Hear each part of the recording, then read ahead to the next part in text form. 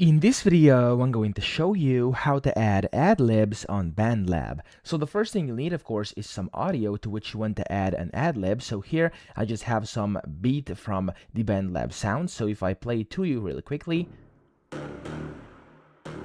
okay, so you get the point. Now, if you want to add adlibs, you have two options. Of course, you could go ahead and add a new track and do a voice/audio, and you could just record it yourself. So you could go over here and just basically record something, so whatever you want to do, and then you can put that wherever you want it. I'm not going to demonstrate this right now. However, I'm going to show you how to actually manage it using the BandLab sounds here. So you could, of course, record yourself, get yourself some adlib you have from elsewhere, and you can just drag and drop it in here, or you could go to BandLab sounds over here and you could just look for adlib. So search in adlib, press enter, and there's going to be a bunch of different ones. I'm just going to choose this first one over here for this tutorial, and I'm going to select this one over here.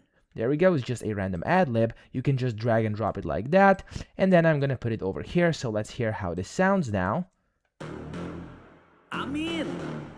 Yeah, so we get the point, okay? You could, of course, add some effects onto this. You could go ahead and click on the effects panel. You could add some reverb, whatever you want to do. But that's basically how you add adlibs. You just want to put them on a separate track over here, and that's the easiest way. So I hope this video helped you out. If it did, please subscribe to the channel and help me out as well.